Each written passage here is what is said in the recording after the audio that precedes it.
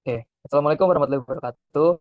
Shalom, Om Swastiastu, Namo Buddhaya, salam kebajikan, salam sejahtera bagi kita semuanya. Pada kesempatan kali ini, kami dari kelompok satu ingin mempresentasikan terkait dengan laporan hasil wawancara yang sudah kami lakukan di bulan Oktober kemarin dengan tema Leadership and Management at PT Pesona Kuliner. Oke, jadi sebelumnya kami akan memperkenalkan diri kita masing-masing. Sebelumnya perkenalkan, nama saya Abidin Nabil Faisal. Lalu ada rekan-rekan saya yang akan memperkenalkan dirinya masing-masing. Saya Dina Firly. Saya Nandaditya Febrianti. Oke, jadi kita membuat PPT ini untuk memaparkan hasil dari laporan wawancara untuk memenuhi tugas UAS dari mata kuliah pengantar manajemen yang diampu oleh Ibu Ervina Maulida. Oke, jadi sebelumnya saya akan memaparkan terkait dengan company profile dari perusahaan yang kami wawancara. Jadi perusahaan yang kami wawancara itu adalah PT Pesona Kuliner yang base kantornya itu ada di Pondok Gede. Jadi PT Pesona Kuliner ini sudah berdiri sejak tahun 2018. PT Pesona Kuliner ini sendiri juga bergerak di bidang industri food and beverage. Nah, PT Pesona Kuliner ini tuh punya beberapa brand yang dimiliki beberapa brand dan juga cabang seperti ada Roti Kupi, Donatlah, Bon Black Patisserie, Pajamas House, dan yang paling baru itu ada Cawar Rasa. Jadi PT Pesona Kuliner ini uh, memiliki brand brand franchise yang seperti Roti Kupi dan Donatlah dan juga seperti restoran dan kafe yaitu ada Bon Bleu dan juga Pajamas House serta Cawar Rasa. Nah, di bawah ini ada foto dari CEO atau foundernya yaitu Bapak Ibrahim selaku penemu dari PT Pesona Kuliner. Oke, lalu kemudian ada profil dari narasumber yang kita wawancara. Narasumber yang kita wawancara itu adalah Bapak Gibral Muhammad. Beliau ini merupakan manajer operasional untuk brand Pajamas House dan juga Roti Kupi. Sorry, dan juga Donatlah. Beliau ini berumur 33 tahun dan beliau ini tentu sudah punya banyak sekali pengalaman. Oke, saya ingin memaparkan sedikit tentang aspek inti dari wawancara yang kita lakukan ini. Jadi kita mau wawancara Bapak Gibran ini dengan intinya itu yang pertama ingin mengetahui struktur organisasinya, yang kedua itu bagaimana perencanaan beliau dalam berorganisasi dalam perusahaan PT Sona Kuliner ini, lalu yang ketiga itu adalah bagaimana cara beliau itu untuk mengambil keputusan. Yang keempat adalah teori motivasi yang beliau lakukan itu motivasi yang beliau lakukan untuk karyawan-karyawan yang ada di dalam perusahaannya dia yang dia naungi. Lalu yang kelima itu adalah kita ingin mengetahui gaya kepemimpinan seperti apa yang biasa dilakukan oleh Bapak Gibral. Lalu untuk yang terakhir adalah bagaimana cara Bapak Gibral ini untuk menghadapi perubahan yang ada di dalam perusahaan atau organisasi. Oke, untuk pemaparan dari analisisnya akan disampaikan oleh teman saya. Waktu dan tempat dipersilakan. Oke, di sini jadi saya akan menjelaskan bagaimana sih struktur organisasi dari PT Pesona Kuliner ini. Nah, dari hasil wawancaranya diketahui bahwa Pak Gibral ini manajer dari PT Pesona Kuliner menggunakan dua struktur organisasi, yaitu fungsional dan divisional. Struktur fungsional ini mengelompokkan posisi berdasarkan keterampilan dan aktivitas kerja, seperti finance, HR, dan operasional yang terlihat dari tanggung jawab Pak Gibral untuk brand seperti Donat Kentang dan Pajamas House. Sementara itu, struktur divisional membagi organisasi berdasarkan produk atau layanan dari PT Pesona Kuliner ini, seperti brand Roti Kupi, Donatlah, Bon Patisari, dan Pajamas House, di mana masing-masing brand dikelola oleh tim atau lead khusus. Meski ada kesamaan fungsi, tiap brand bertanggung jawab penuh atas operasional dan pengelolaan karyawan, mencerminkan struktur divisional. Next.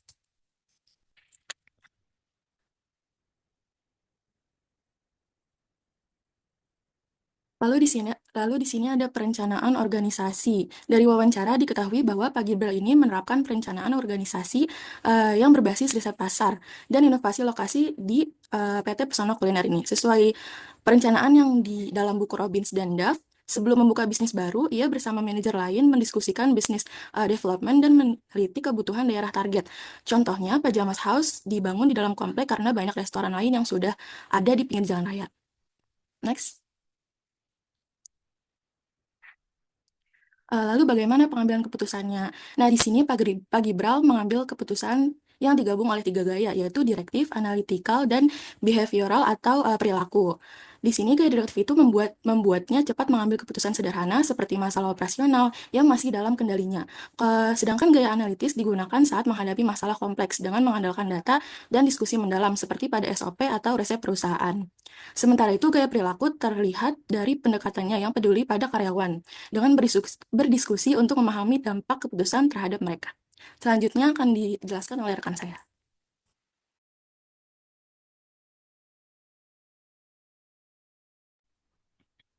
Selanjutnya ada teori motivasi. Jadi Pak Gibral ini menerapkan teori hierarki kebutuhan Maslow dalam memotivasi karyawannya dengan cara yang sangat terstruktur. Yang pertama, beliau ini memperhatikan kebutuhan fisiologis dan keamanan karyawan. Jadi beliau memastikan pemberian gaji kepada karyawan itu tepat waktu dan bonus yang sesuai. Lalu yang kedua, beliau juga menerapkan social needs, di mana kebutuhan sosial karyawan dengan cara melakukan pendekatan personal untuk menciptakan lingkungan kerja yang harmonis. Dan yang ketiga, Pak Gibral juga menerapkan esteem needs yang bertujuan untuk mempengaruhi kebutuhan penghargaan, di mana dan dukungan pengakuan yang perusahaan berikan kepada karyawan akan menciptakan suasana kerja yang produktif dan motivasi dan penuh motivasi. Next slide. Selanjutnya, gaya kepemimpinan yang Pak Gibral terapkan itu adalah gaya kepemimpinan partisipatif dengan pendekatan yang menekankan pada hubungan yang kuat antara pemimpin dan karyawan. Gaya kepemimpinan ini rendah tugas, tetapi tinggi hubungan di mana Pak Gibral bukan hanya berperan sebagai pemimpin, tetapi juga sebagai mentor, pendukung, dan fasilitator dengan tujuan menciptakan lingkungan kerja yang kolaboratif.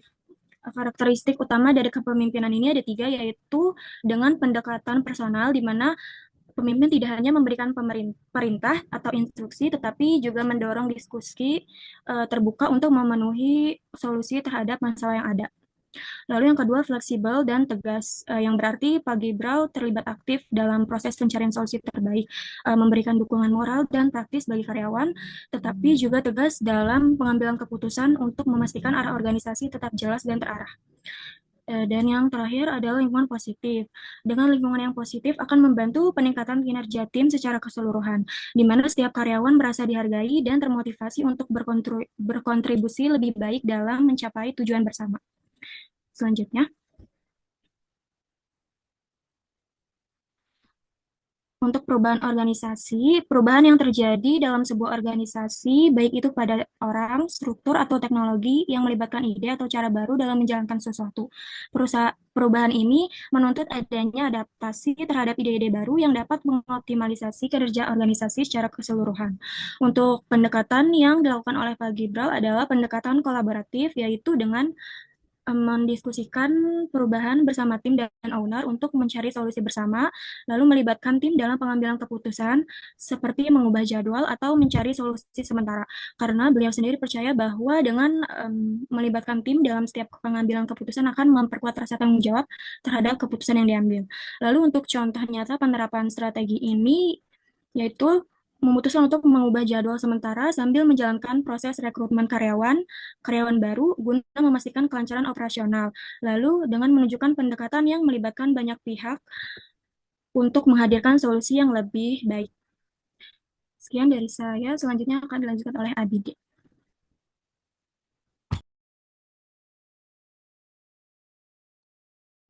Oke, barusan sudah dipaparkan oleh rekan-rekan saya tentang analisis dari jawaban wawancara yang telah dilakukan.